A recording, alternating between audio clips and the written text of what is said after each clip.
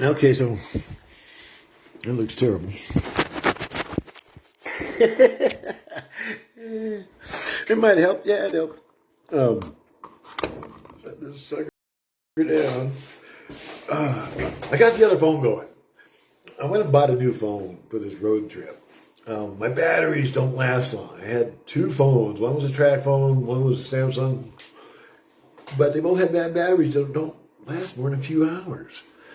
And I had a pretty good Samsung that I broke this summer, or last summer, or when was it? I guess it was last summer.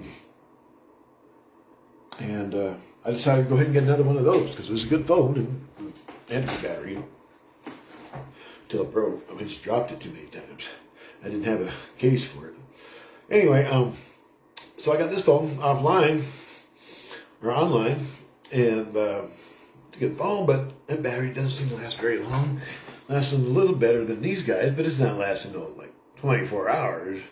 Or like, I don't know, 7, 8, 9, maybe. I'm checking now. We're going to find out exactly how long this phone lasts. The battery. Anyway, so here we are, live again, third time today. This is a whole new venture for me. I want to be able to send videos from the road while I'm out there. Kind of help document all this. I'm going to be making noise. I'm tired. I'm hungry. This was not when I was planning to make this video. Tap and bite. Oh, who knows? Oh, Maurice! Yo, bro! There are going to be people on here that I have known since, my childhood. Growing up in high school, Benton City, Washington. Grew up together. And it's really kind of, what's the word I want? Anyway, I hate when I forget words. But having people on here at this point in my life who know me, that they haven't, really known me for decades. But what I'm talking about going on in my life right now today is something that was actually going on back then when I was young, too, growing up in high school. And young, early 20s.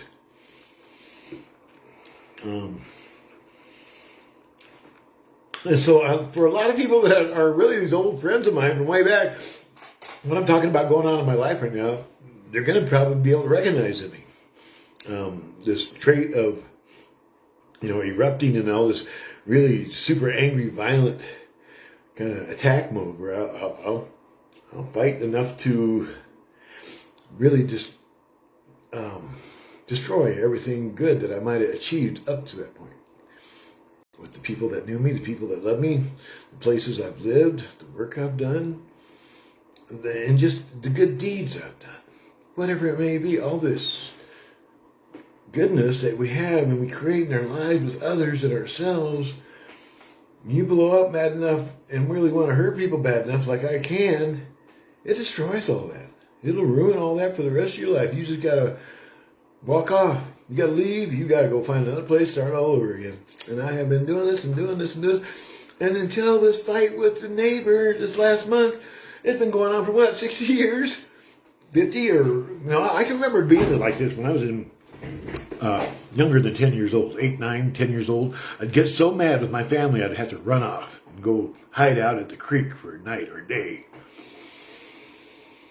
It used to drive me nuts. My parents, mostly. But I was vicious with my brothers and everybody. And I finally just got to the point where I was like 15 years old and I just had to go. It was too disruptive. Nobody else in the family acted like I did. I was the one that did it all. But I have never seen this pattern that existed from childhood like that. And clean up until a month ago, I had never seen how this, I have experienced it on a separate incident basis, like, oh, here we are again. Fuck, this was no good. But I always had a rationalization. I always had a justification. I always had some kind of bullshit reasoning going on. And I could have this time too. I could have carried down that same way and reacted the same way with Danny going, oh, he's so full of shit. He deserved having his face smashed in. Anyway, Nobody deserves it. And really, the truth is, we just can't put our hands on anybody for any reason. Even self-defense may not be a good enough reason. When you get down into the real true energetics of who we are in our soul, and how love works, and how divinity works, and how right action and right behavior and right thinking and right, all this love. Love is never going to make, love is going to let you get beat up. That's what love is going to do. Love is not a great fighter. It's not a great defender even. It's just like, oh shit, man, here we go. I love you, bam. Your fucking shit hurts. But here's the thing. Unconditional love is like us. You got to be able to take that beating, because unconditional love is like you're constantly falling in love in this deepest, most spiritual sense of love ever existing. And it's not love being emotion. This is love, the kind of love that's able to comprehend things beyond your mind. This is the kind of love that has capabilities to know and do things that are beyond your own ability to know and do. It's bigger than us. It's like God. You can call it God. It operates like that. But it's also love. It's unconditional. It's the highest form. And it can take a beating. And it will. And it has been all this time probably for us. Waiting for us to wake up like I did with this fight. And realize what I've been doing. And I put in a lot of details about how I've learned to read the energetics on this, and some of the past life information that I get on the other video, the longer one from this morning. But it's pretty hard to listen to. And there's a lot of stuff that, this kind of came out spontaneous, as one thing leads to another. And it's going to be hard to recover it exactly as I did earlier. But just to kind of jump to the thing here, there is an ancient inner conflict within what we call our soul, a form of conscious, living, loving energy. Conscious energy is really what our spirit is. And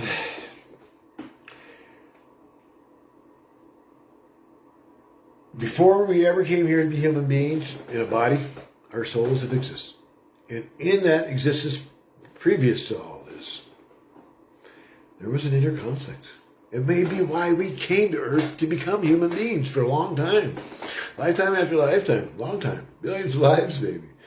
Because we had an inner conflict in our soul that needed to be resolved. And this is one of the ways that it might be able to be resolved. Coming here and living it out. And we've tried all kinds of ways. We've tried fighting to the Bronze Age, right up to this day and age where we have all these monster wars and fighting going on. All forms of men slaughtering each other. People. Anyway, all this outer conflict that we see in the world is a result of the inner conflict within my soul. I can't say what goes on in other people's souls, but I know this exists within mine. And it creates outer conflicts in the world all around me. And what I see as outer conflicts in the world around me is a result of the inner conflict within my soul and myself.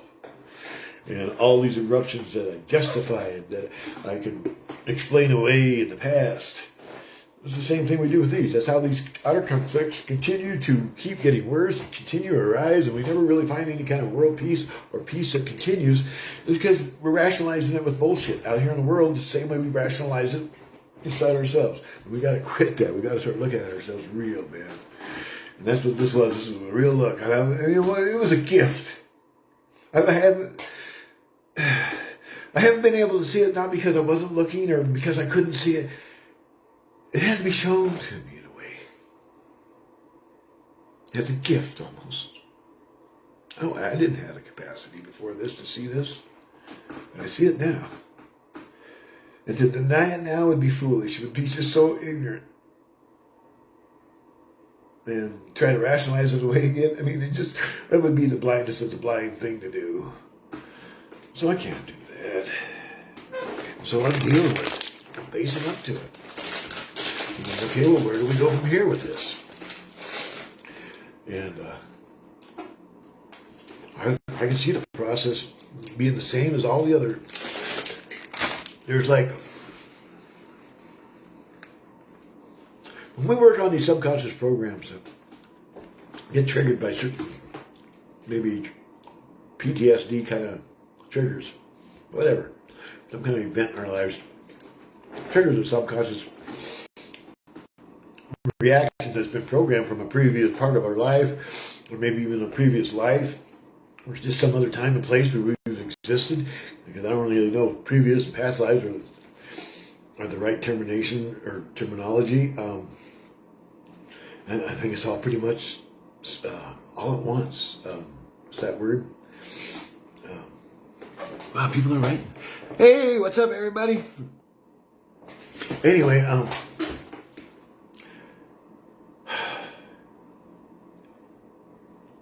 lose my train of thought.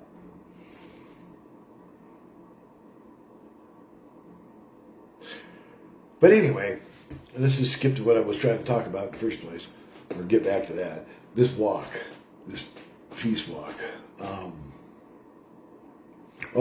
I know how this process works. And when you're working with rewriting the subconscious programs that go on in your mind and kind of take over your consciousness and make you act certain ways that you normally might not even choose to use. It's kind of like you're not conscious at all. You're running on autopilot. We do it all the time when we drive. Like when we drive home from work and all of a sudden we're just at home. I didn't even remember driving. We just got there, Any kind of routine drive, you can do that a lot. Where you just let your mind go and the subconscious program just takes over and it knows how to drive. It knows how to run your body. It knows what to do. But you're not conscious. You're not there. You're gone. You're somewhere else. You're shut off. It's not being conscious at all. It's being programmed. You're running on a program. You may look like you're conscious. You may think you are. You may think, well, this is what I always do. But it's not like that. It's just how they work. But anyway, I've learned how to hypnotize myself to a state of meditation and hypnotize where I take the form of idea, concept, word, some kind of term, a way to describe something in my conscious mind and hold on to it. Instead of having like a hypnotist suggest it to you after you go under, you take it with you as you go under. And the subconscious responds. And it's an immediate response. I mean, you can't let your mind think about it for 1 second. It's just, there's going to be this immediate response. You're going to see a figure. You're going to see a form. You're going to see a word. You're going to see something that doesn't seem related to this. But that's his subconscious interpretation of it. And they can look very different, but they're the same thing. And then you know, okay, this is where this at. And when you know where it's at in your head, you can follow it back to where it came from. You got to follow it back to the source. And you'll see it. And you'll know this whole extent of this thing. And that was the technique I used to find this. I just thought it was a subconscious program from the Bronze Age. Something I'd carried from past life, or from lifetime to lifetime. Violent eruptions. I was trained to act that way. Lifetime after lifetime, from being a little kid, to warriorhood, dying in our young, early adulthood, getting reborn, doing it all over again. Our souls were very much into the battlefield and death and life on the battlefield during the Bronze Age for a couple thousand years there, man. It was all what life was about. And it's because that's what our souls were after, that experience. Killing and dying. Don't think, we've all done some killing and we've all done some dying. A lot of it in that period. Anyway, somehow I'm still kind of carrying mine all through these lifetimes. And it's been there. I can look back at past lives and see this operating, even causing death. There was a lifetime, I don't know, maybe the 1920s, 1930s, where I was in Texas, and I had a Mexican wife, but I was a white guy and I was a drunk. I was a mean, bad drunk. And one night I came home, and I used to come home and beat her. Even if she couldn't get the lantern out there for me to unsaddle my horse in time in the dark, she'd get a beating. And I think that's what happened. I beat her to death one night and burned us both up after that, or I just burned us both up. Anyway, I burned us both up. And that was a thing I was carrying from lifetime after lifetime too. After being burned once, it became a pattern where I burned and fired and died several lifetimes in a row because of the first time. This is the first time I broke that karmic cycle of not dying in the fire. I didn't die in the fire this time. I broke it. That's major. I didn't know it at the time, but I know it now. And so there's a lot about this life that way, where all the stuff's coming from all these other different existences, and I'm able to work with it and see it in a way that I never probably ever saw in any other lifetime. And that's kind of what this is all leading up to. I'm going to take one of my biggest personal transformations and put it out there on the road, on the planet, on the earth, on the land, and I'm going to walk it every step of the way. Every step of my transformation is going to be represented by a step on the earth for peace. And I'm going to start out with walking to Tularosa from here with a backpack and a sleeping bag and just sleep out and take it as fast and far as I can each day. All guided, because this has got to be spiritually guided. There's no way I can physically do this on my own. And I was talking about that a few minutes ago in the previous live, how it's kind of a calling. I really sensed a calling here, where you know there's a fulfillment, a purpose to be fulfilled, a personal fulfillment, both behind the calling like that. You just got to heed it. You got to go with it. And I've had a few before, and I've had a few what I thought were callings that weren't. And I've pretty close to knowing the difference. It's hard. You get inspired, and you get excited, and that's uplifting. And so, you kind of feel like, oh yeah, I'm being called. And really, you just got yourself all jacked up about something. And you'll crash and burn. It won't last. I've been through it, I know. But when it's a real true calling, it's going to carry you. You're not going to have to try to carry yourself. It's going to carry you because you're fulfilling another purpose bigger than yourself. And it might even be what you think. Like I'm thinking it's about world peace and walking for peace in the world and outer conflicts. And it might be something totally beyond all that. What I'm doing here on the energetic level. It might be way beyond what my physical actions are intended to represent. The transmutation process occurring within myself. The way I've looked at how this issue of violence and anger and how it's always resulted in these fightings and hurting other people that I love. It's ancient. It's an inner conflict that has probably gone on in my soul between the light and the dark, between God and devil, or whatever you want to call it. It's been going on. There's like a fight inside my soul. We may be here to resolve this. Maybe this is the lifetime that I do resolve it. And maybe this is one of the first steps. I mean, I've probably been screwing around all my life. And I think we all do. We screw around too much in our lives, not being enough service to Spirit, to God, to what we know we could do more than what we're doing. We don't always do it. It's hard. We're lazy. We don't do it as much. And I think when we get older, when we look back at our lives, we all realize, I could have done more. I could have, should have done more. But it's too late then. It's already gone. But it's not gone right now. I still got a little kick left in me. And I got to leave. I got evicted. The house is falling down. That's another sign. And I told Steve, the landlord, as soon as this whole eviction thing came through, I go, I'll bet you this house is getting ready to fall down. That's why this is all starting to occur. Get me out of here before it does. And sure enough, 2 weeks after the fight and the eviction, about a week ago, we had a huge rainstorm and the ceiling of my bedroom damn near came off. It was so flooded on top. It was just barely holding that water up. And, sheetrock ain't going to last through the monsoon coming this summer. It's going to be heavy rain every day. And I kind of wondered if it was going to last much longer because it's always been in bad shape ever since I moved in. It's hard to tell about those things sometimes. But it's on its way out now. And I'm sure that's why I'm getting pushed out of Villanueva and out of this house. But it's also because maybe I need a bigger place.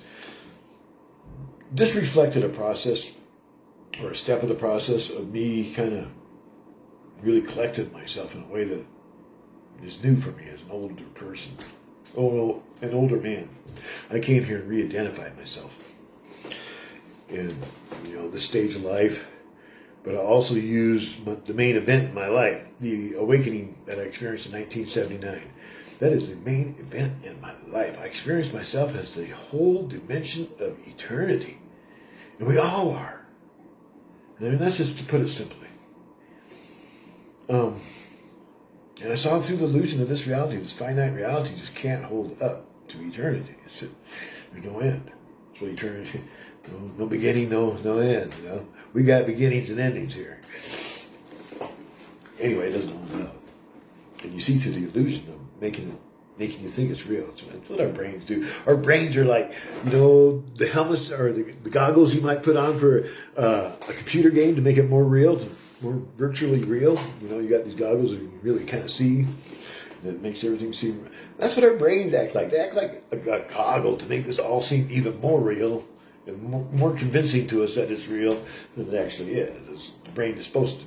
That's how the brain's supposed to work. It's supposed to do that. You got to get outside your brain. There's all kinds of ways to do it. Mankind has been practicing ways to get outside his brain since day one. There's all kinds of ways out there. We just need to educate ourselves on how to right for each one of us. There's all many different ways because there's many different kinds of people. We all got ways that work better for us than others. We need to find out. We need to educate ourselves. We need to experiment. Don't be afraid. And that's what this is. This is like a big experiment for myself. Put myself out there in the road. Put myself out there in that much faith. Because that's what, when you go out to hitchhike, that's what it's really all about. You're putting yourself out there in God's hand all the way now. Because you're not going anywhere unless somebody pulls over and gives you a ride. And you can't make them do that. The Creator's the only one that can make somebody pull over and give you a ride. And you know that. Everybody knows that. And it happens. And it's going to get you where you need to go. And it proves to you, hitchhiking, it just proves to you how obviously God is involved in making the most mundane part of your life operate. If you take it out of your own hands, like, when we're over here pumping gas in our own vehicle and paying for it, when we're thinking we're doing it all, driving down the road, it's really not us, it's God making all that happen that way. You want another way, where it's a little bit more obvious that God's involved, then you stick your thumb in the air. See how far you get that way. Takes a little longer, maybe a few detours, but you still get there. Just the same as if you drove. All through God, the Creator, things that make everything happen. Anyway, so that's real obvious when you're out there hitchhiking. But I don't know if this is about hitchhiking anywhere anymore, or even finding a home.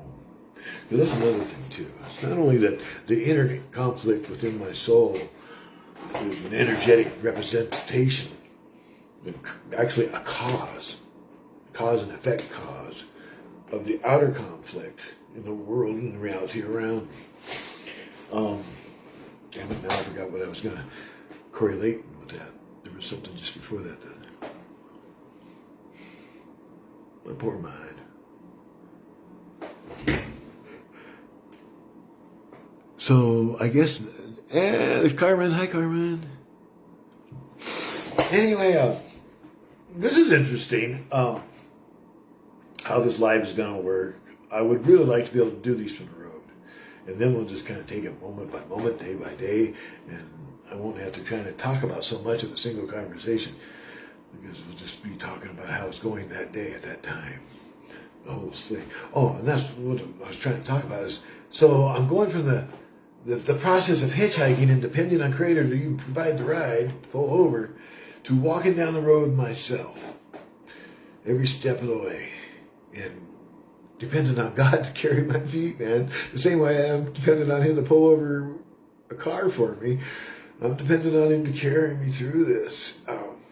Because I know I can't do it. And that's where it comes down to whether it's a calling or not. If it's a calling, it'll sustain me. If it's just me being all jacked up trying to do something like that beyond my means, it'll crash and burn. And it won't go very far. And I'll try going 170 miles, this first leg, down to Tularosa. I got my backpack and everything coming. I'll probably leave by the end of the week. And I don't really want to walk up that hill, the slope, up out of being in the way, but it's a steep-ass incline. First thing, you got to climb up out of this hole. Anyway, get on top of the mesa. I may have somebody drive me up top the mesa. At least to start out on flat land. Head down south, just keep heading south. There's a pattern here. I'm following a pattern. The pattern is I came south from Wyoming, ended up on Highway 3 where I found Villanueva. And it all went really well for that part of my life. I really developed this strong new identity here. And it was really reflected through how I cleaned up the property here and built or created a garden here. That was really a strong reflection of the inner process that was occurring within. Cleaning myself up and bringing out the beauty. Letting it all start to become natural and alive again. Letting that come alive. Feeding it, nurturing it, like you do a garden. Just the same way you take garden. That's what was going on inside me. Energetic, soulful, spiritual level. Mind, heart, body, all of it. And I've attained these unconditional love states of consciousness. They've been happening since last spring. It's almost a year now since they started. It's been a year. They started last April. And they've got stronger throughout the year. And then on December 21st, in the solstice, I had that huge transcendental emergence into like a collective consciousness that is way beyond this. Our I don't even know how to describe it. It was huge. And it has seriously altered and adjusted my consciousness since then. I'm starting to see energetics more. I'm starting to understand how energetics work. I can look at things and go, oh, I see how that happens that way. And I can actually understand it enough to either, do something that will affect it if I want, or just leave it be. And I see myself using this at proper times and not using it when I should be. Like with them kittens, I should have been using it. It would be real easy to see how I should have just let them kittens be. And I didn't see that. I was trying to interfere too much. Help them, save them. Oh my God, baby kittens are dying. But you can't do that sometimes. You just gotta sit there and let things be the way they are. And that's more love. That's wiser love than trying to interfere and rescue everything all the time. You don't know what another soul has chosen to experience, then you shouldn't mess with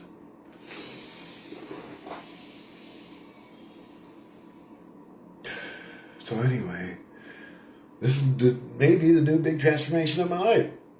Get up there and come like Forrest Gump, walking coast to coast. I don't know, I'm 63 years old. I can't even hardly stand the cold weather when it's 50 degrees outside. So, that's what I'm saying. Not only am I the prime angry man and old and incapable, but it's like I got so much issues tied up in this. It seemed like it'd just be a clusterfuck to even try to do this. Straighten any of this out. It'd make everything worse. Drive yourself nuts. Too much hardship on top of it all. Physical just hardship. But I know how to live like this. I've hiked and camped and hoboed off and on throughout my life. I know how this is done. That's how I got down here. And I'm following the same process down further south. And it's like the further south I go on this Highway 3, the deeper I'm going into this inner process that it has begun here with this new identity. Started a new identity here. Now it's time to fill it up with real life. Move on. Moving on. Straight into the fucking storm. But knowing that's where you belong. Knowing that's what you were brought here for. Now you've been sailing storms forever. You're excellent at this. This scary ass shit. Scary ass world we live in. We didn't just come here because we had inner conflicts in our souls. We came here because we've been through this kind of stuff so much. We know how to handle it just instinctively on the soul level. Terrible, terrible modern advancements that all kinds of worlds make.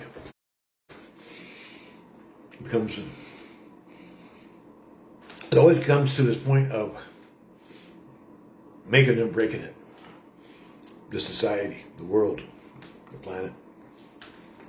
Because the way the process kind of works is we attain maybe technological, maybe the energetic, spiritual power as we progress. But if we don't keep up a comprehension level, a spiritual, soulful comprehension level of what we're doing as we advance, power gets out of control every time and will self-destruct. That's what it's meant to do. There's no firm, unconditional, spiritual, high guidance as your power increases. It's supposed to shut itself down by self-destruct. And we've gone through it on this planet and other places where we have done that. And had that power, the proper guidance system or comprehension. And it's not just the power of a people or a society, it's individual power too, personal power. When we're attracting power and we're building our personal power for fulfillment and fulfilling ourselves to where we're really supposed to be operating at our maximum, it gets so full. Then we need to turn it back out to the environment, the collective, the people, the society around us. Whether it's just our family and our loved ones or our town and our nation, our planet, whatever we're a part of, that collective needs to be that personal power that is so fulfilling, it overflows now. And you need to share it with the others. Uplift them with the same power and make it their power. They take it from you and they make it their power and they uplift themselves. But what happens is a lot of people are either greedy or they're afraid to let their power go or they just want control because there's a lot of control here. But it's always that axiom about how power corrupts and absolute power corrupts absolutely because you're hanging on to it within yourself. You're not letting it flow out. You need to let it flow out to the environment around you, the collective around you, so it can be uplifted with you. And when we hang on to it for our own personal reasons or thinking or whatever, it turns on itself and it will corrupt you every time. It's supposed to. It self-destructs that way. That's how, you get a lot of people in high, powerful positions and they always end up corrupted. It's because they don't understand the energetics of what they're doing in the first place, about where the power came from and where it needs to go next. They're just, well, it's all me. And so that's what happens. Anyway, it's things like that these are the kind of things I think about all the time. I'm just sitting here, day in, day out, doing this, looking at all these new kind of levels of information and what I can do with it. And I may very well be on a path to personal fulfillment to an extent that I've just never even dreamed of before. Or never even knew really existed on an earthly, worldly level. We'll see. Hey, everybody. Somebody hollered, hey, Ken, but I don't know who. Lillian! Hey, darling. I miss you guys up there. Talking to Sandy Headley earlier. Anyway, so for right now, I'm preparing for this walk, if it ends up being the right thing to do. I'm probably talking about it like this in public because it's going to be the right thing to do. I have to leave my pets behind. It's just murder on me. Oh, I love them so much, and they love me. There's not even going to be nobody to feed that damn cat. Toby, fuck. He knows it. They have both done. The cat and dog, they're already upset. You keep telling me, we just got to enjoy what we got. And Toby, shit, he probably lived too long already. Anyway, all his immediate family are long gone. He's the oldest cat around here. He's almost 2 years old. But anyway, I've got a mission. Very likely. Bigger than the things I love. The things the world needs. That's what's bigger than what we love. All right, well, I guess this is about everybody. I'm out of here. Thanks so much for listening. Hope you get something out of it. I'll keep posting more. Love you.